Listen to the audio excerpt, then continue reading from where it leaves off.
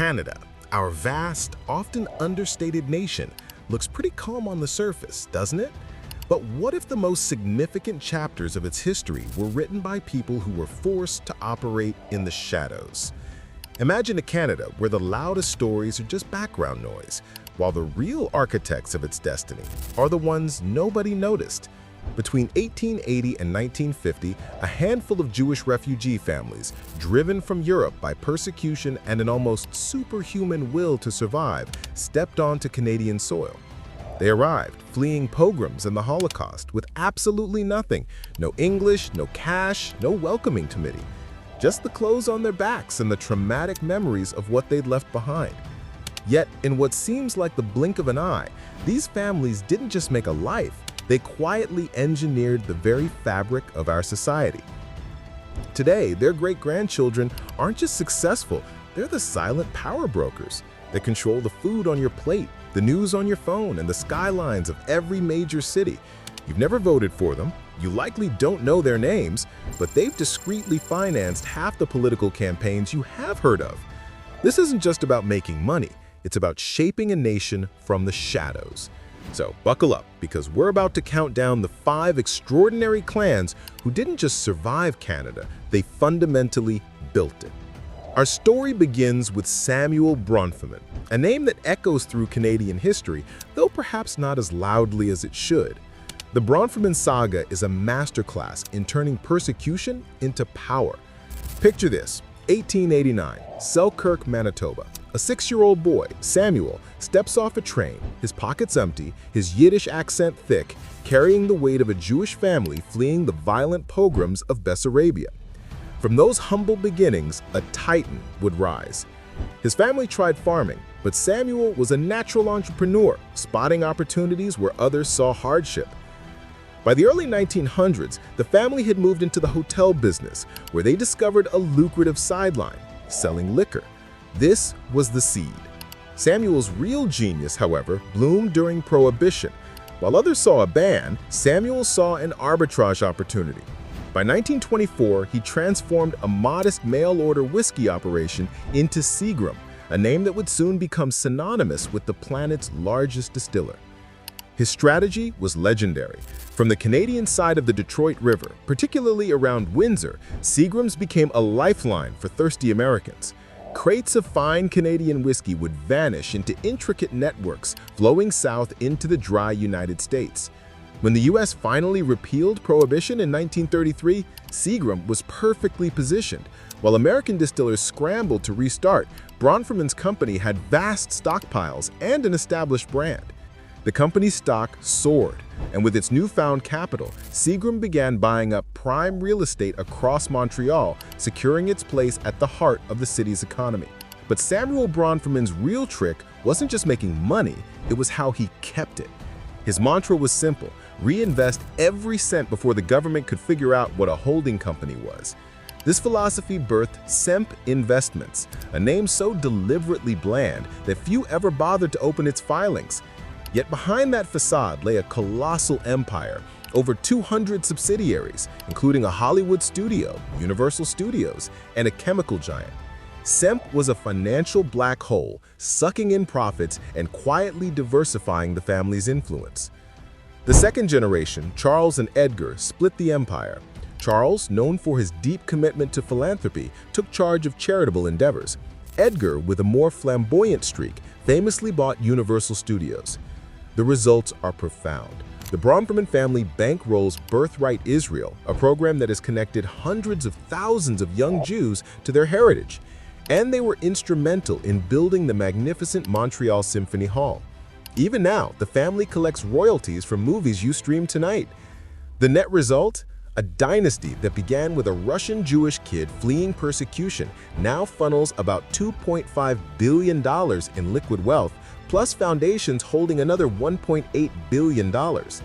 Their legacy isn't just about spirits, it's about a family that built an empire by understanding both the market and the art of enduring influence. Next, we turn to a story of profound faith and resilience forged in the fires of the Holocaust. The Reichmans. 5 brothers, Paul, Albert, Ralph, Louis, and Edward, Escapees from Nazi-occupied Hungary arrived in Montreal in 1950. They landed with virtually nothing but their unbreakable faith and an extraordinary work ethic. Their initial foray into Canadian commerce was as humble as it gets, selling light bulbs door to door. It was a grind, but it taught them the value of hard work and the Canadian market. What truly set the Reichmanns apart, however, was their unwavering Orthodox Jewish faith. This wasn't just a personal conviction, it was the bedrock of their business empire. Orthodox Jewish law forbids working on the Sabbath, from sundown Friday to sundown Saturday. Competitors saw this as a handicap. The Reichmanns saw it as free time, a sacred period for reflection, family, and crucially for thinking bigger. While others were working, they were strategizing, dreaming up projects that transcended the mundane. By 1970, these dreams coalesced into Olympia and York, a real estate company that would soon redefine urban landscapes. Their first audacious move was buying a half-built hole in the ground in Toronto. They transformed it into First Canadian Place, which became Canada's tallest skyscraper. Their vision then stretched across the Atlantic to Canary Wharf, an ambitious project to transform a derelict docklands into a new financial heart for the city. At its peak, Olympia and York controlled an astonishing 8% of all British office space, a staggering feat for a family that still lived in the same modest semi-detached house in Toronto. Then came 1992. The global property market cratered. Canary Wharf couldn't service its debts, and the empire collapsed. The media pronounced the Reichmanns ruined, a cautionary tale of hubris. But they were wrong. With an almost biblical patience, the Reichmanns held on to the underlying land assets. They waited.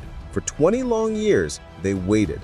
Then slowly, they began to redevelop. Today, that land is home to thriving condos and data centers. Their visible net tally might only be $2 to $3 billion, but many of their trusts are private, and much of their wealth is tied up in long-term 99-year land leases, positioning them for the next economic cycle. The lesson is clear. If you own dirt in the right postal codes, you might lose everything else, but you never truly lose the dirt itself. The story of David Azrieli is perhaps the most profound testament to the indomitable will of a Jewish survivor. David, a survivor of Auschwitz and the horrors of the Holocaust, arrived in Halifax in 1951.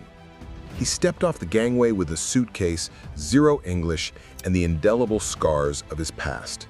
He wasn't just an immigrant, he was a living symbol of defiance against the 20th century's darkest chapter. His early days were a struggle, selling shirts door to door, learning the ropes of a new country. He started small, building strip malls, then graduated to entire subdivisions. By the 1980s, his company controlled a staggering half of Montreal's suburban retail space, a quiet dominance few truly grasped. But David Azrieli's genius was in strategy. Instead of listing his company in Canada, he incorporated the Azrieli Group in Israel, transforming it into the biggest real estate company on the Tel Aviv exchange, while shrewdly maintaining its headquarters in Montreal. Clever tax treaties between Canada and Israel meant that dividends could flow back largely tax-free, a brilliant maneuver that maximized his family's wealth. His philanthropy was just as strategic. The Azrieli Foundation, with assets now totaling $2.4 billion, is Canada's largest family charity. It bankrolls virtually every major Holocaust education program in Canadian schools, ensuring the lessons of history are never forgotten. It also funds graduate students with the precision of a venture capital firm. There's also the Azrieli Music Prize, which commissions classical works about Jewish history performed by Canadian orchestras, sometimes even wearing Israeli flag pins. It's a powerful fusion of culture, remembrance, and identity. Today, David's daughters, Naomi, Sharon, and Donna Azrieli, share a collective net worth of $7.7 billion and counting. Their real estate mantra is simple yet profound. Buy yield, add height, and never, ever sell the cornerstone block. But not every quiet Canadian dynasty was forged in the crucible of European persecution. To understand the full landscape, we turn to a family whose story is distinctly Canadian. The The McCains weren't fleeing pogroms. They were, in a very Canadian way, escaping boredom in Florenceville, New Brunswick. This tiny village in the heart of potato country was where brothers Harrison and Wallace decided to carve out their destiny. The year was 1956. With little more than a hunch and a borrowed $50,000 against potato fields nobody else wanted, they embarked on an adventure that would revolutionize the global food industry. Their insight was pure genius. What if you could pre-fry, flash freeze, and bag French fries? Every diner, restaurant, and home could become your franchise, serving up perfectly consistent fries without the fuss. This wasn't just a product, it was a paradigm shift. By 1970, McCain's Food had grown from a small-town operation into the largest fry supplier on Earth. Their growth hack was to build plants next to farms nobody else would buy. They ventured into remote agricultural areas, Idaho, Manitoba, the fenlands of England, places where land was cheap and potatoes were plentiful. They integrated themselves into local economies, often incentivizing townsels with the promise of thousands of jobs. This symbiotic relationship ensured a consistent supply of raw materials and cemented their position in communities overlooked by larger corporations. The third generation of McCains pulled off one of the biggest private equity tricks in Canadian history. They sold a 40% stake to Berkshire Hathaway, Warren Buffett's investment behemoth. This brought in a massive influx of capital and a powerful stamp of approval. Critically, the family structured the deal to take dividends private while retaining board seats and strategic control. Today, McCain's products are found in over 150 countries. And because fries need ketchup, they own one of the largest greenhouse tomato operations in Morocco. While their exact valuation is opaque, analysts peg the clan's worth north of $8 billion. And here's a charming bonus. Many of them still live in tiny Florenceville, a town with literally zero traffic lights. Our final story brings us another quintessential immigrant tale, this time from Italy, that runs parallel to the refugee sagas. Giuseppe Saputo, a Sicilian immigrant, landed in Montreal in 1950. Like the Jewish refugees who came before and after him, he faced immediate obstacles. He couldn't get credit, a common plight for newcomers. But Giuseppe was resourceful. He traded his bicycle for a used milk pail. With that pail and a fierce drive, he started making ricotta cheese in his bathtub. Before dawn each day, he'd pedal his bicycle, now laden with fresh cheese, making deliveries to Italian-Canadian families hungry for a taste of home. This humble beginning quickly blossomed. By 1954, he'd opened his first small store. By 1970, Saputo had built Canada's largest mozzarella plant. But Giuseppe was strategically expanding. During Quebec's separatist scares of the 1970s and 80s, while others panicked and sold assets at fire sale prices, Giuseppe saw opportunity. He shrewdly bought up competitors at bargain rates, displaying a remarkable calmness and an eye for long-term value. However, the Saputo family's true masterstroke came when Canada deregulated its dairy quotas. Saputo lobbied brilliantly for import quota swaps. The strategy was ingenious: allow Canadian cheddar to be exported globally, and in return, import high-value EU specialty cheeses. This created a kind of circular monopoly, controlling both domestic production and the import of premium foreign goods. Today, Saputo Inc. is a global dairy powerhouse, operating over 60 plants on 5 continents. The family still maintains an iron grip, controlling 42% of the float and voting 60% of the shares through a dual-class share structure. The net family worth is estimated at about $11 billion. And here's a fun fact. Every single slice of Pizza Hut cheese across North America still carries their proprietary bacterial culture. So, which family's hustle shocks you most? The bootleg booze, the frozen potato empire, or the bathtub cheese? Drop the name in the comments. I'll pin the wildest story. You've heard their individual stories, but when you zoom in on the Jewish dynasties, the Bronfens, Reichmans, and Azrielis, a distinct pattern emerges. It's a playbook for survival and success forged in the face of historical trauma. First, they all started with the profound trauma of persecution. and absolutely no safety net. Fleeing pogroms, escaping Holocaust, when you have stared into the abyss, business risk feels trivial. What more do you have to lose? This inherent comfort with risk allowed them to make audacious bets that others would never dare. Second, they picked industries nobody glamorous wanted. Liquor during Prohibition? Strip malls? These were often low-margin, labor-intensive, or socially stigmatized sectors, but precisely because they were overlooked, they offered immense opportunities for consolidation, far from the prying eyes of mainstream competition. Third, their financial strategy was ruthless. Reinvest every cent before Ottawa could even think about writing new tax rules. They understood that liquidity was dangerous. Assets were king.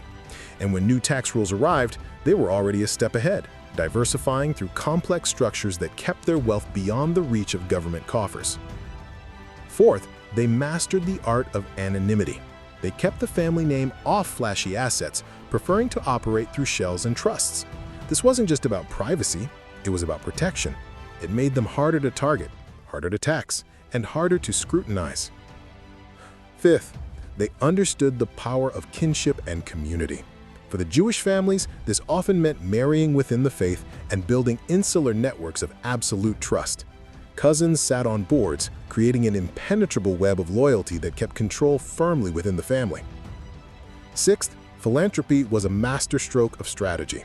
For families like the Bronfins and Azrielis, it was a way to reclaim their narrative, funding Holocaust education and programs like Birthright Israel. It bought respectability and political access, all while using tax-advantaged foundations to preserve wealth for generations. Finally, they taught the next generation public humility. They instilled a sense of quiet achievement, an aversion to flashiness. Why? Because if the media and the public are chasing after the latest tech bros, they're not looking at you. This deliberate low profile ensured their true power remained hidden. So what is the legacy of these quiet Jewish empires on Canada today? Have you ever wondered why Canada, unlike America, never had a massive Rockefeller-style trust-busting era? The answer lies partly in the playbook perfected by these families. They understood Canadian politics intimately. Bronfin cash quietly floated liberal campaigns, while Reichman and Azrieli donations seeded conservative think tanks. By financing both sides, they ensured no major party would dare touch the sources of their wealth. The result? No major political party dares to seriously cap family-controlled dual-class shares, the very mechanism that allows families like the Saputos to control vast corporations with the minority stake. This structural advantage, quietly maintained, is a foundational element of their enduring power. Meanwhile, their foundations bankroll universities across the country. And in those universities, you'll find economics departments that, perhaps not coincidentally, rarely teach deeply about the estate tax loopholes or intricate trust structures these very families rely on. The everyday effect of their quiet architecture of power is pervasive. Your Canada pension plan check is indexed to properties they developed or own. Your grocery bill pays their margins, whether it's the cheese or the frozen fries. Your news app runs ads across properties they own. You can't spend a day in Canada without, in some small way, feeding their cash flows. They are woven into the very fabric of our economy, often unseen, always impactful. Think I missed a dynasty? Tell me who belongs in the top 5 and why. Best argument gets a shout out in the next video. From a whiskey barrel smuggled by a refugee fleeing pogroms, to the gleaming skylines of London built by the sons of Holocaust survivors. From a humble bathtub of cheese to a sprawling global fry empire, these families didn't just get rich. They did something far more profound. They quietly rewrote the operating code of an entire country, all while politely and deliberately staying out of the spotlight. They proved that you don't need a famous name or a public profile to own the architecture of everyday life. What you need is impeccable timing, the unshakable nerve of a survivor, and the masterly art of remaining utterly boring on paper. The next time you scroll through headlines, sip a drink, or bite into a perfectly crisp French fry, remember this: the loudest history, the one that truly shapes our world, is very often whispered by the quietest fortunes. If this story flipped your map of Canada, hit hit that like button, subscribe to the channel, and share it with that friend who still thinks the biggest fortunes here belong to hockey players. We've got more hidden histories dropping every single week, so tap that bell and make sure you don't miss the next one.